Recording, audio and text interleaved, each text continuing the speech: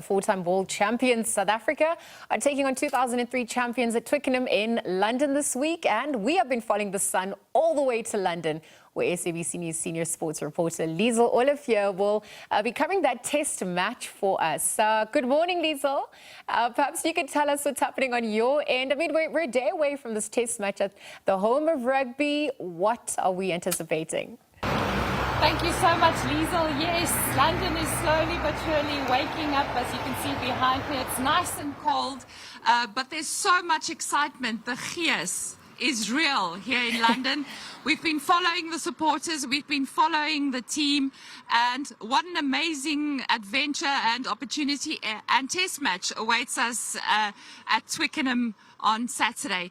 With me, I've got Springbok and Lions wing Edwill van Merwe to chat a little bit about tomorrow's big match. Edwill, welcome. Thanks for joining us on Morning Live. Welcome. You started, well, you've been serving the country for quite a while in different capacities as a ball boy at the 2012 Under-20 Rugby World Champs, and now you are playing for the Springboks. But I understand there's a very interesting story regarding your call-up, so please share with us. Yeah, so my wife and I got married in December, and we planned our honeymoon for June. So we were supposed to go watch F1 in Spain, and I was starting to watch Drive to Survive just to get a background of how Formula 1 works. My wife is a big F1 fan, and 11 o'clock on Saturday evening, I got a phone call while I was watching on my phone, and I declined the first call, and I got a message from Charles Wessels, the Springbok manager, on WhatsApp saying that I need to report for Springbok duty. And yeah, my whole body just went cold, because obviously I've dreamt about this my whole life, and when I got the call I actually declined. But it was so special. I woke my wife up, she was sleeping already, and I said I got this amazing call that I've been wanting my whole life. And then luckily we managed to move our plans from the honeymoon just to Twickenham, and my wife was able to be here for my debut for the Springboks. What an amazing honeymoon, what an amazing story. Edwill, it's a big match tomorrow. You know what the team looks like. First of all, Rassie brought in all the big guns again. There are so many changes, but he says it's been in the works, the planning. He's known more or less what he wanted to do for quite a few weeks. What do you make of all these changes and the new side? Your impressions? Yeah, it's a very, very, very strong side. Looking forward to a tough game against England. Obviously, it will be tough at Twickenham. I think it's quite a hostile environment. But obviously, the guys that play, everyone who plays grabs the opportunity with both hands. So I think everyone in the Springbok team will rise to the occasion, so we can expect the best from the Springboks on the weekend. And the 5-3 split on the bench, Rassie said that that is how he approaches England. That's also what happened in the previous match. What do you make of the 5-3? Was that a surprise? Did that come as a surprise to you after we had the 7-1 last weekend? Yeah, I think as most of South Africa, the rest of the world, we never know what Coach Rassie is going to do. But I think everyone just buys into whatever plan he and the coaches come up with. And it'll be exciting to see the 5-3 split on the weekend.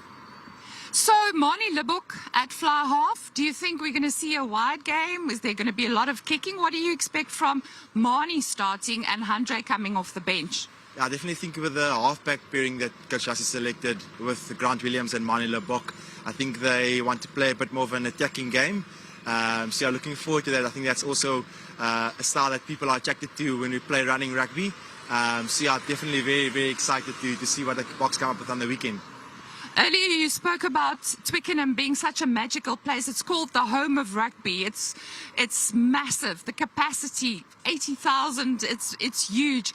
You made your debut there, and on debut, man of the match, what a try against Wales at Twickenham. We all remember that. Tell us what it feels like when you run out onto the field at Twickenham. Yeah, it's an incredible atmosphere. I think it's a Coliseum-like feel.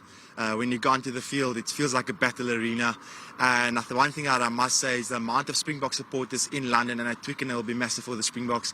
Even the test match against Wales earlier in June, the amount of Springboks that were there, it felt like a home game. So I think the Springboks will rely heavily on the supporters that they'll have at Twickenham. That's exactly it. And Rassie also mentioned the fact that the Twickenham crowd will be of a massive advantage to England. Do you think the fact that England is on the back foot after two narrow losses makes them more dangerous? Or do you think we still have the upper hand and psychologically we're one up? I think we do have a psychological up on England, obviously being number one in the world now again.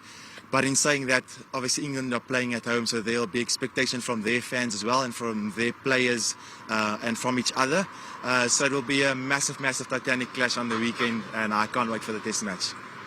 Edwill, what is happening in the Springbok camp at the moment? We know that it's the captain's run today. Then there will also be a captain's press conference where Sia will be addressing the media and the journalists. What is happening? Take us through what is happening today, the day before a big test match in the Springbok camp. Yeah, so today will be a very relaxed day. I think the guys will only wake up a little bit later on. And then there's usually a team meeting before captains, and then as you've seen on social media, the team photo, which is a lot of fun. So everyone will line up for the team photo, and it'll be captains, and then the rest of the day will be off, so the players can really relax and kind of take their mind off the game. And then obviously tomorrow when it's game day, switch on and be ready for the test match. I want to know, there'll be butterflies as well, but those butterflies are a good thing. Definitely, I think there'll definitely be butterflies, but I mean the amount of experience and test caps between the players in the Springbok team. I think it's the most experienced Springbok team that has ever played. So I think there'll be butterflies, that's normal, but when the game actually comes, the guys will rise to the occasion. Right, the final quarter has been England's downfall against the Wallabies, against the All Blacks. They'll be very aware of that. What is also interesting is that, like you indeed said, like the Springbok side, very experienced, and England, Borthwick is sort of building an English side, right? So that will also be a big factor, a motivating factor, and also add to the confidence of the South Africans, knowing I think there's something like 15 players who played in the World Cup final for South Africa, or in the semi-final for South Africa, and then 8 from England. A very experienced side, and that should also boost the guys. Definitely, and I think, as you mentioned, the psychological battle that England will have to face on the weekend is when the bomb squad obviously comes on, and obviously I think the Springbok supporters love that. So there'll be a massive roar when the guys come off the bench, and I think that will give the boys a massive boost in energy. Just who's going to win and scoreline? Definitely the Springboks, and I think the Boks by 12. Thank you so much. There you have it. That is definitely what's going to happen, and that's also what we've been hearing from all the South Africans that we've been speaking to here in London. We will chat to you again.